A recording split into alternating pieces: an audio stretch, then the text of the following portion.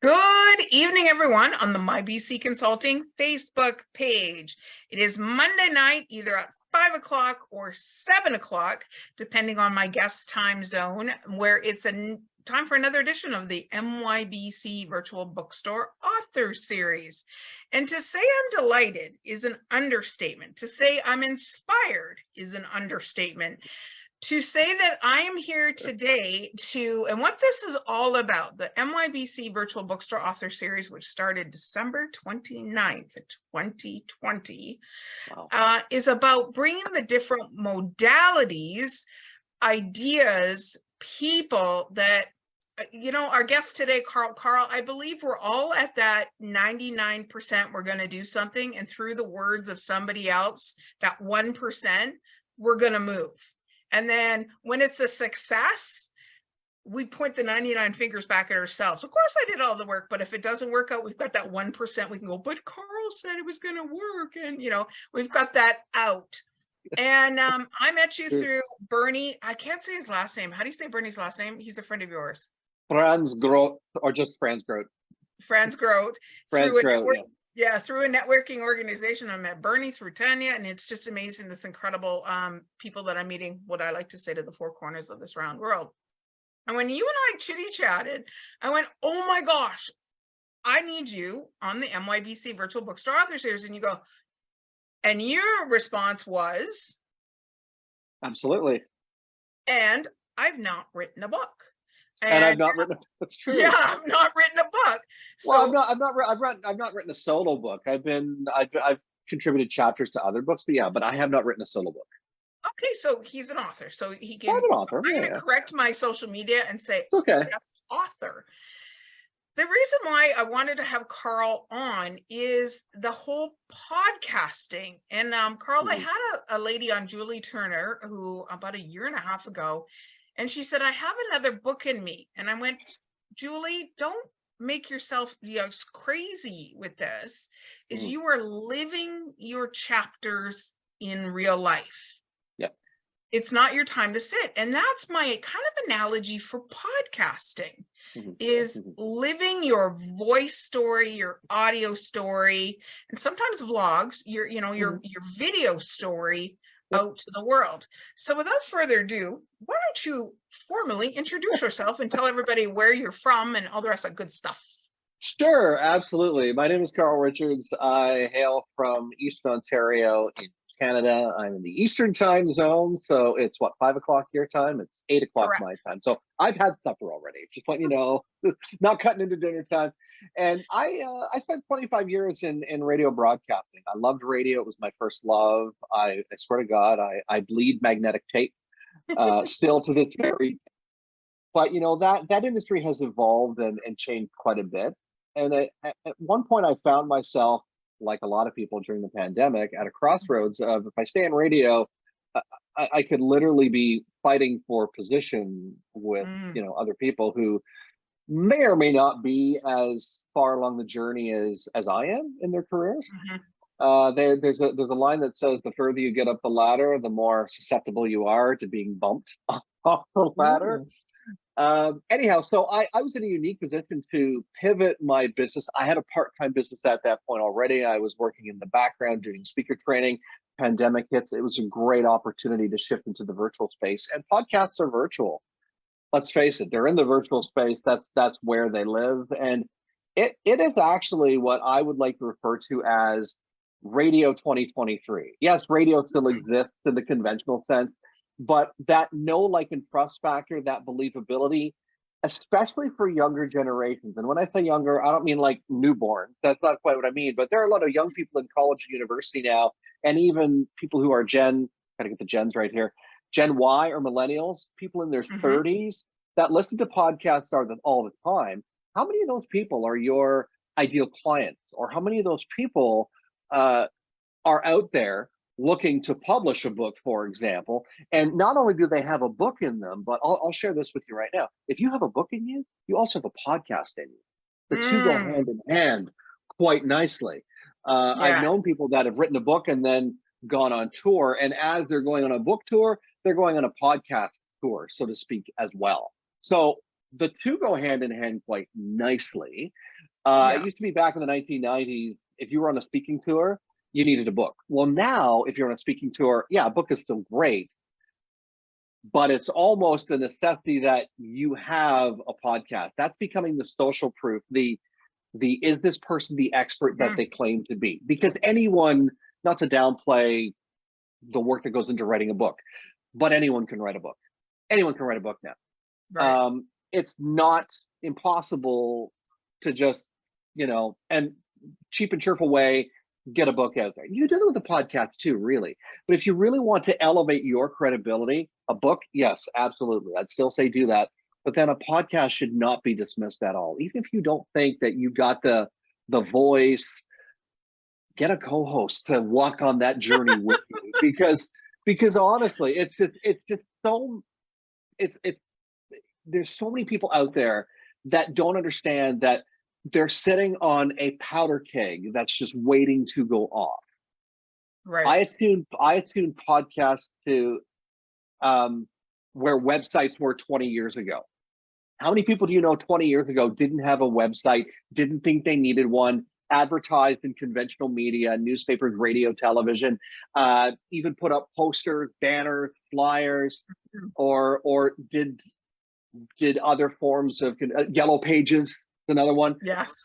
And said, I don't need a website. My business runs fine without one. I would defy anyone to say that their business can operate in 2023 without some type of web presence, be it a website, Right. be it social media, something. There's not too many businesses that can say, my business runs quite smoothly, thank you very much, without web presence, because that's where people are already looking. Look at the size of your Yellow Pages now. I mean, Jeanette, Yes. it's like a brochure. It's Look not at the size it's of not your, yeah. Also, look at the size of your newspaper.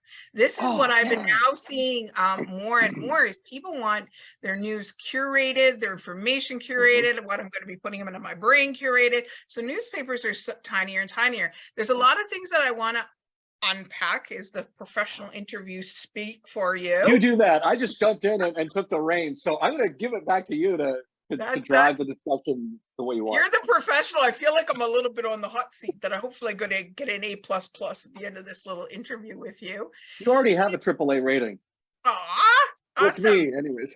Awesome. Thank you so much, Carl. So for the people that are watching this, and I take the video and I put it on my YouTube and on my Instagram and I put it all over the place. Just what is a podcast and when was the birth of podcasting?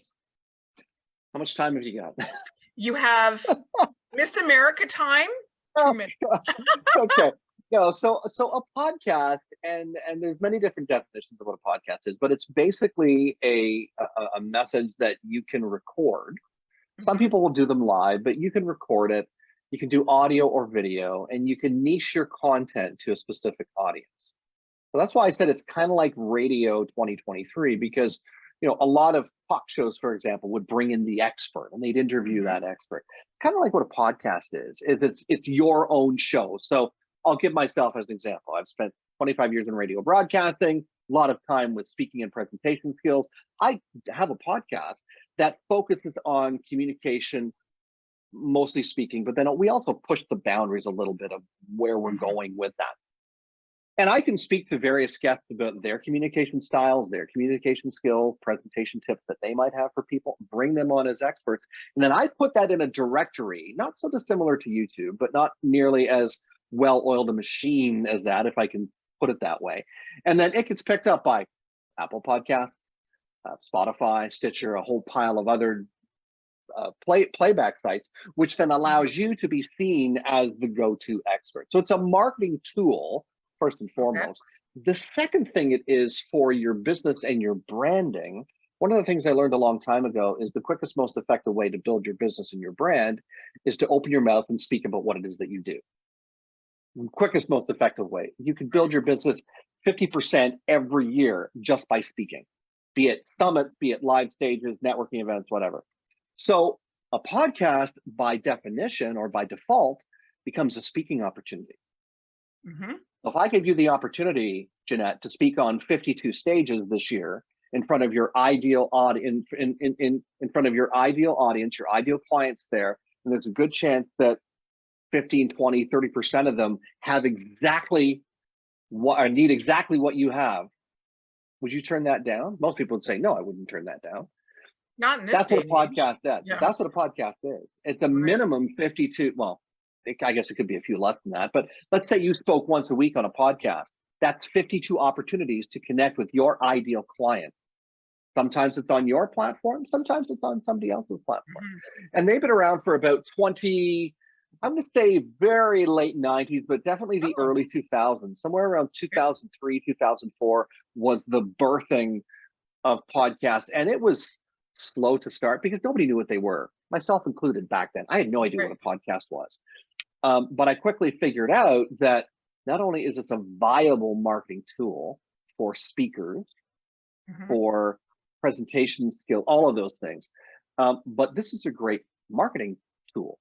It's a great teaching tool, right? So there's so much there. There's so much there, Carl. And what I teach people with utilizing after being a podcast guest is on their LinkedIn profile. So here's a little tip for everybody that's out there. The most underutilized section on your LinkedIn profile is the publication section.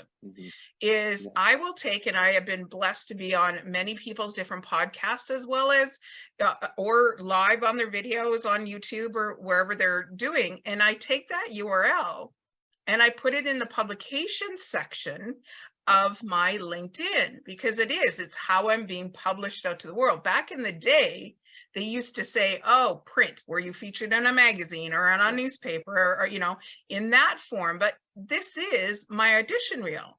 So people can hear me speak. If it's video, they can see how am I leaning in? Am I not? Because video can't lie. You are either present or overproduced. And people these days can find how overproduced you are or rehearsed.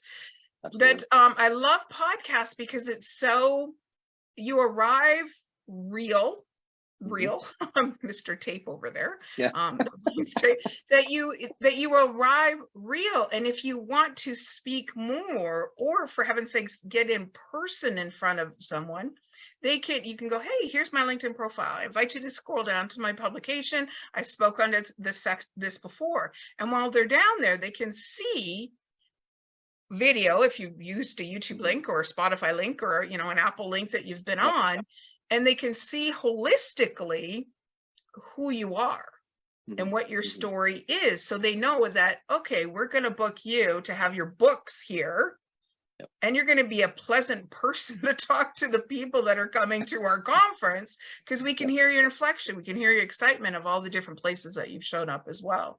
So one of my questions is how do you keep people, because this is your profession, like I draw such great energy of what I do, to get into the podcasting and not either A, give away the farm on the first podcast, B, keep the emotion so it can be received, and not get too, I don't know, excited maybe is not the right choice, but you know what, to keep emotion in check without losing genuineness or authenticity. That's a lot. That's like 18 questions in one. I like how you did that. See, I'm not good as an interviewer. I just think differently. but honestly, I think you hit the nail on the head just a minute ago when you were speaking about people want to see you. They want to see raw and real. So when we, for example, when we take on a client, we will edit, of course, we edit out mistakes, but we leave a lot of that authenticity in there. So if there's an and ah, as long as it's not a dog's breakfast, that's what we clean up, is the dog's breakfast. We clean that up all the time, but we want to keep raw and real, unless they automatically want it fully produced. All right, so let's get that out of the way. So even though we're cleaning it up, the realness is still going to be there. So if there's raw emotion that comes out, we keep that in there, as long as it's not too raw and it's not a defamation or hurting you in any way, or a not a good reflection of who you are in business. Really zeroing in on a few key points here. Number one is podcasts can be any length. 20 to 30 minutes is the sweet spot. That's number one. So that should make it easier to not give away the store. Because Okay. if you only have, and when I say 20 to 30 minutes, that's topic. Yes, people can go on for an hour and a half. You know, seasoned podcasters or more famous ones might go for 2 hours. That's not the norm. The norm is Okay. people want quick bits of information. The shortest podcasts out there, Jeanette, are somewhere around 2 minutes, 3 minutes, 5 minutes long. They're called microcasts, actually, where there's a quick bit of information, there's an actionable item in there, and then it's on to the next episode. Okay.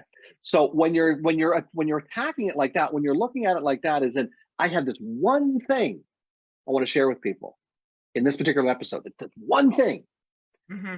Now all of a sudden you're not going to give away the store. You might give away the store over the course of the entire podcast journey you're on. And by giving away the store, I don't mean giving away all your best stuff, because you're going to share tips and tricks anyways. I have a coach, and I'm trying to remember who exactly it was, that said they give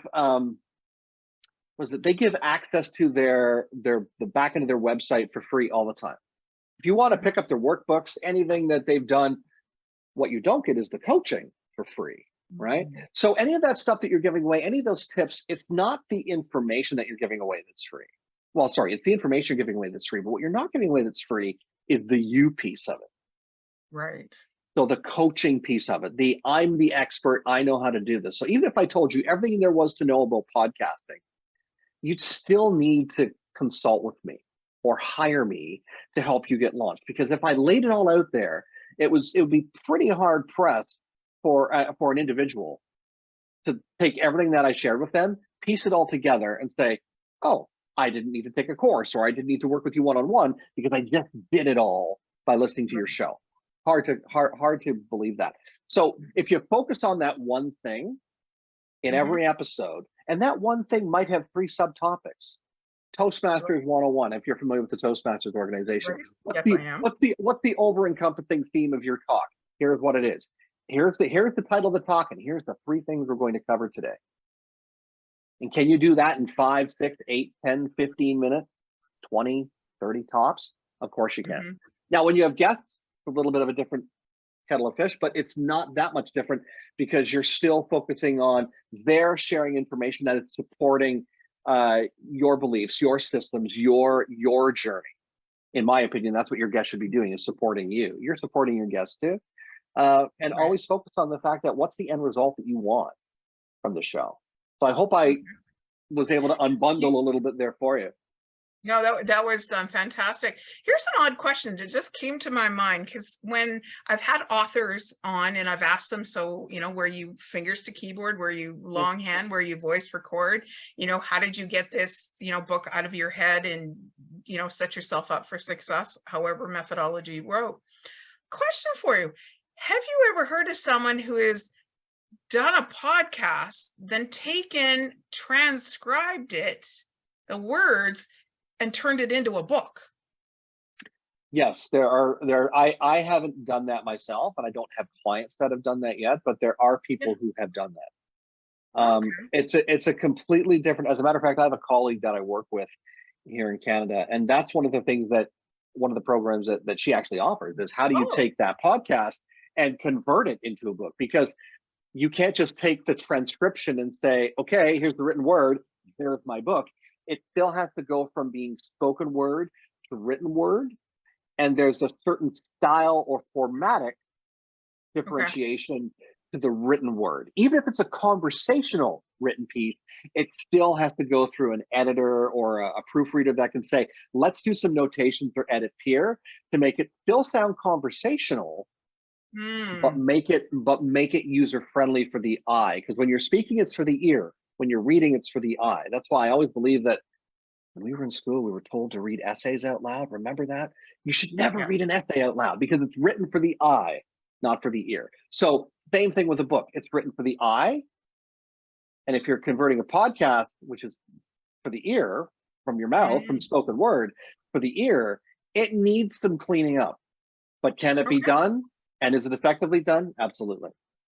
Well, make sure after this podcast, this Facebook Live, we will put your information below. So if anybody's watching this and has that question or that thought process with their podcast, we'll make sure that Carl will send you that referral of the lady he was talking. Yeah, that he Yeah. was talking about. So to kind of wrap this up, what would be 3 ideas for somebody who has written a book Yep. and or in the process? I always believe that you Yeah. got to kind of work backwards. So the different, Mhm. you line up your illustrator, who's going to write it, who's going to format it, that kind of thing before the end result. So what are 3 ideas on Mhm. how a podcast could benefit book sales? Yeah, absolutely. Number one is getting the message out there about your book on other people's podcasts. Okay. So going out there and actually finding guesting opportunities for you Can you help with to be that on other with people's people? podcasts. Yeah, actually, we Okay, do help with perfect. people, and we have a group too that's designed for that. It's called Okay. Podcast Alliance, and the alliance is basically guests to collaborate with hosts and hosts to collaborate with guests, learn, network, synergize, all of those things. So that's number one. Number Okay. two, I think, is don't dismiss podcasting just because you have a book and it's great and you're wonderful and you're proud of the work that you've done, as you should be. Don't Mhm. think that that isn't a podcast, but that cannot be repurposed in other Mm, forms, be it a video series, be it a podcast, whatever it might be, because you don't have to reinvent the wheel when you start a podcast. You already have that content. Just it might need some, tweaking. It might right. need some curation as opposed to totally going out there and creating new content. And the third thing, which sounds glaringly obvious, is don't go it alone. Mm, Don't just read everything there is to know about podcasting and read all the articles and then think you know it all. Um, Ask someone who's been on that journey. I'm a good source for that. But no, seriously, ask me. And if you were to say, well, what about this? I'm thinking about this. I can give you a yes or no. And if we're going to work together, that's great. And if you're mhm. still going to embark on your journey by yourself or with a little bit of direction, that's great too. But don't just think you know it all, because the industry is growing and it's changing all the time. And we don't know when the rules or the tightening up of the regulations or heaven forbid, um, what do you call it? Censorship, for example, Mm, might come in, because there's a lot of podcasts out there. We know that there's going to have something happen in the industry that will tighten it up even more. But make sure you ask the questions. Don't just knee jerk react and say, "Oh, I heard a friend of a friend of a friend that's doing it this way. I'm going to do that." Might not work. Get the help you need. Ask the questions of somebody who knows. So there you go. There's 3 things. that's awesome. And I have another 3 things for you as I listen to you. And I'm just such a curious soul. Is now 3 topics that you feel are highly missing in the podcast world. I was in a Oh. seminar about a year and a smidge ago, and Mhm, they were talking about number one, there's not enough women podcasters out there. They said there's mhm. still a lot of room for that. Yeah. And for the life of me, and this is why I'm coming to you as the expert, they were saying this topic, this topic, this topic. People are either searching for it or you know what, you could get on and get an audience right away. So what would be like 3 topics? Wow. Talk about I putting ask me the on tough the spot. questions. That's a tough one. But so first off, I think you're right about more women in podcasting is needed. And I think that's starting to change. I think we're Okay, starting good. to see more and more, you know, people who empower women, female coaches and such, stepping into the podcasting space. And I don't know why they haven't up till this point. But be that as it may, we're seeing more and more of that. But there's still a shortage. I think to go along with that, there's a huge shortage of podcasts for business Okay. that have you actually walking through the steps. Oh, There's a lot of business podcasts out there that say, here's my experience in business and here's what I've done and here's this. But there are not a lot of step by step by step by step by step. Here's how we do this. okay. That's two. There are also not a lot of podcasts, believe it or not, about podcasting.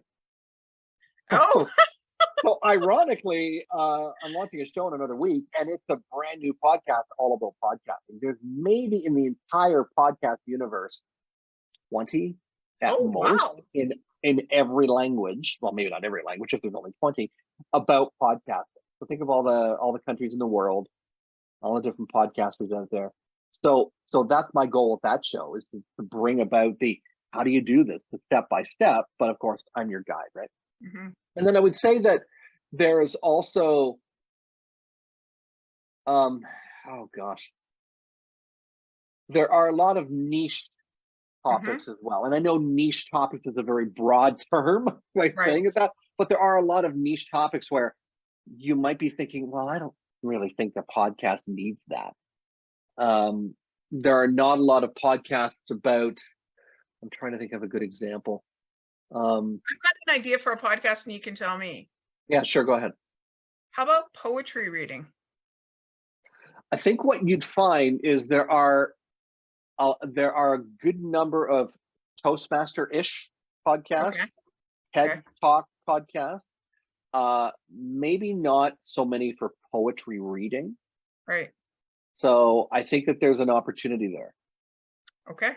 The caution would be making sure that it's crosses all the legal, you're reading somebody else's work, you're not getting. No, this would be my own. Your own stuff too. Yeah, okay, well, even better. Yeah, it's my own. I have about 5 journals that when I'm spurred, I got to pick it up and, write poetry. And to get it published, say, in a book form, I'd rather give it out and go, here's your podcast poetry for the day. Here's your pop of poetry. Ooh, there you go. I think that would be, I think that would be a very, very niche topic as well. Okay. Yeah. Well, I might get my voice out there before I get some paper between a book, between a hardcover out there. Or like I said, do it in tandem. Like if you're doing one and if you're working them both together, you might launch the podcast first, because it probably takes a little less traction to launch a podcast than it does to launch a physical book with all of the edits and publishers and everything it has to go through, proofreaders, binding, everything it needs to go through. I'm talking a physical book. Obviously, ebooks don't need to be bound, but they still need to be laid out properly. Right. But there's definitely something. I think there's definitely something there for sure. Perfect. It's almost like I'd read the poetry and go, you want the last line of the poem? You got to buy the book.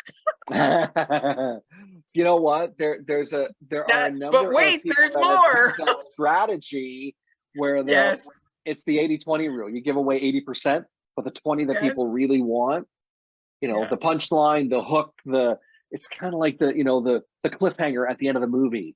Yes. And you have to watch the next movie or the next episode of whatever it is. You're like, there's a cliffhanger. So you could do that.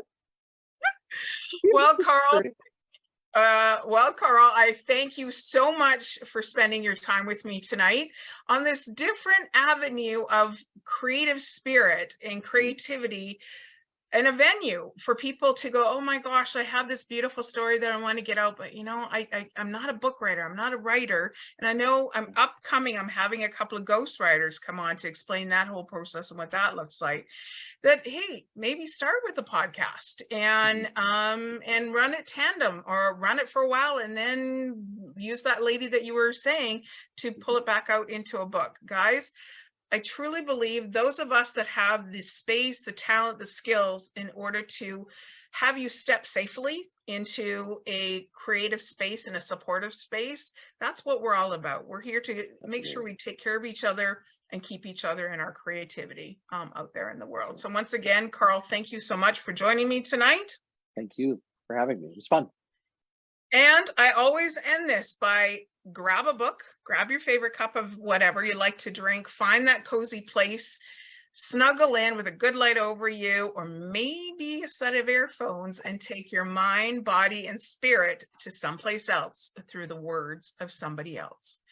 Thank you, everybody, and I'll see you back next Tuesday.